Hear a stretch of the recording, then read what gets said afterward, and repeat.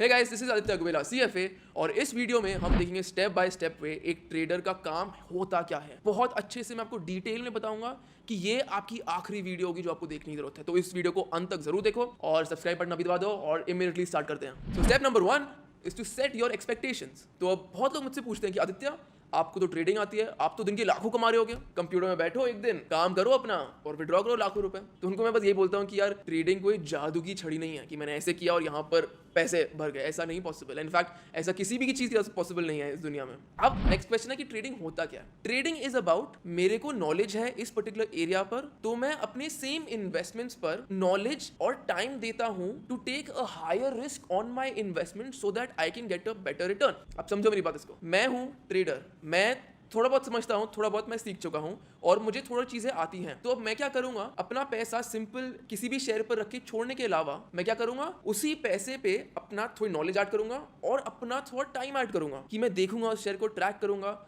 और ये कैसे हो रहा है, क्योंकि मेरे पास नॉलेज है कि मैं समझता हूँ थोड़ा सा कि मार्केट कैसे कैसे चलता है। तो मैं नॉलेज और टाइम और पैसे को लेवरेज कर मैं थोड़ा सा हायर रिस्क लूंगा और उस नॉलेज की वजह से उस रिस्क ज्यादा लेने के चक्कर में मेरे को ज्यादा रिटर्न मिलने की प्रोबेबिलिटी है। तो ट्रेडर का काम अल्टीमेटली यही है। तो जैसे समझते हैं कि निफ्टी 50 पे अगर आप पैसे लगा के छोड़ दो, जो अगर आप ट्रेड नहीं कराते, आप सिर्फ इन्वेस्टर हैं, निफ्टी 50 में आप पैसे रख के छोड़ दोगे तो लगभग आपको 15% साल का एवरेज रिटर्न मिलेगा। अब साल का एवरेज रिटर्न का क्या मतलब है, मतलब कि हिस्टोरिकली देखा जाए तो 15% हर साल निफ्टी ने आपको रिटर्न किया है। कभी बहुत ज्यादा, कभी बहुत कम, बट एवरेज वाइज 15% ही आपको मिलता है। अब आप ट्रेडिंग पे करोगे, इसमें टाइम स्पेंड करोगे, नॉलेज स्पेंड करोगे, तो ये 15% आप इंक्रीज कर सकते हो 20% CAGR के हिसाब से। अब शायद आपको लग रहा होगा कि 5% साल के चक्कर में मैं इतना टाइम वेस्ट करूँ, इतना टाइम लगाऊं यहाँ पे, समझूं हर चीज, कोई आप पॉइंट है इसमें। तो मैं आपको एक बहुत इंटरेस्टिंग चीज दिखाना चाहता हूँ और वो मैं आपको बताना चाहता हूँ कि पावर ऑफ कंपाउंडिंग होती कैसे है। अगर आप 15% के हिसाब से 1 लाख रुपए दोगे 30 साल के लिए, मतलब 1 लाख रुपए 15% 30 साल, आपको जो अमाउंट मिलेगा वो मिलेगा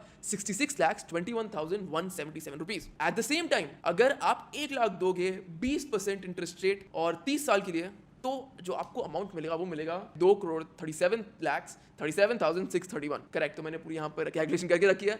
तो ये फर्क है 5% का, क्योंकि हर परसेंट जो आप ऊपर कमा रहे हो वो कंपाउंड हो रहा है, कंपाउंड हो रहा है, कंपाउंड हो रहा है। तो एक गुड ट्रेडर अगर 20 से 23% साल का निकाल ले ऑन एन एवरेज, अगेन हो सकता है कि इस साल मार्केट बहुत अच्छा है, आप 50-60% कमा लो, हो सकता है नेक्स्ट 2 साल इतना खराब है कि आपका नेट आप 30% डाउन हो पूरे साल के बाद। बट करते करते करते आप as a trader throughout many years, आपका एम होना चाहिए 20 से 23%। अगर आप ये ले रहे हो, अगर आपकी रिटर्न ये आ रही है तो बहुत बहुत अच्छा है। तो ये सबसे पहला स्टेप था टू अंडरस्टैंड कि यार मैं ट्रेडर हूं तो कितना एक्सपेक्ट करूं, डबल ट्रिपल या कितना। इससे आपको एक्सपेक्टेशन मिल जाती है, आपका पर्सपेक्टिव ठीक होता है कि यार अब ये करना है मुझे। अब सेकंड स्टेप पे जाते हैं, वो है टाइप्स ऑफ ट्रेड्स। अब बहुत डिफरेंट टाइप्स ऑफ ट्रेड होते हैं, बट जनरली उनको 3 मेन में कैटेगराइज करेंगे। सबसे पहला होता है एक पोजिशनल ट्रेड। तो पोजिशनल ट्रेड हम मानते हैं कोई भी trade between 10 days to 1 year, approximately 10 days to 1 year के बीच में कोई भी ट्रेड होगा, मैं उसको पोजिशनल ट्रेड में कैटेगराइज करूंगा। फिर आता है 2 दिन से लेकर 10 दिन तक, ये कौन सा ट्रेड है, इस ट्रेड को हम कहते हैं स्विंग ट्रेड। और कोई भी ट्रेड एक ट्रेड या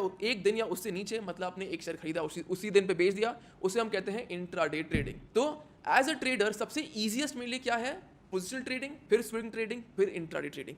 तो इसको समझना बहुत इंपॉर्टेंट है, कि कई लोग यहाँ पे बहुत गलती करते हैं। उनको लगता है कि यार इंट्राडे ट्रेड तो इजी है, आज दिन खरीदूंगा आज दिन सेल करूंगा तो मेरे लिए इजी है, मेरा रिस्क कम हो जाता है, मेरे को पता नहीं कि कल के दिन मेरे को प्रिडिक्ट करने की जरूरत नहीं है। बस कल के दिन कोई प्रोडिक्शन नहीं कर रहा, हम स्ट्रैटेजी से चलेंगे, जो मैं अभी आपको बताऊंगा इसी बारे में। बट एक ही दिन पे खरीदना और बेचना बहुत मुश्किल होता है, क्योंकि सब कुछ बहुत जल्दी जल्दी चल रहा होता है। तो जितना टाइम कम उतना ज्यादा आप रिस्क ले रहे हो, और जब आप रिस्क हाई ले रहे हो आपकी नॉलेज हाई होनी चाहिए, वरना वो रिटर्न कम ही आएगा। तो इस पॉइंट को समझना बहुत इंपॉर्टेंट है। अब अगर आप स्टार्ट कर रहे हो या कंप्लीटली बिगिनर या फिर इंटरमीडिएट ट्रेडर भी हो, तो आई वुड से पोजिशनल या स्विंग ट्रेडिंग पे ज्यादा फोकस करो।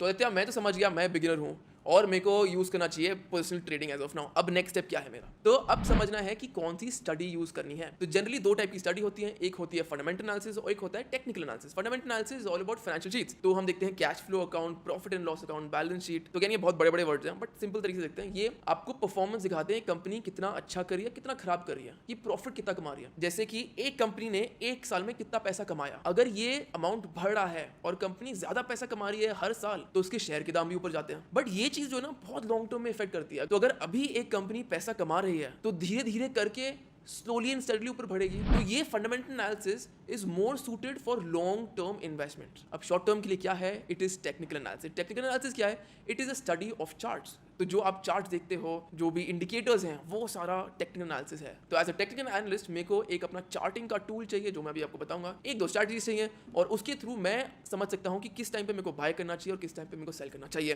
तो आदित्य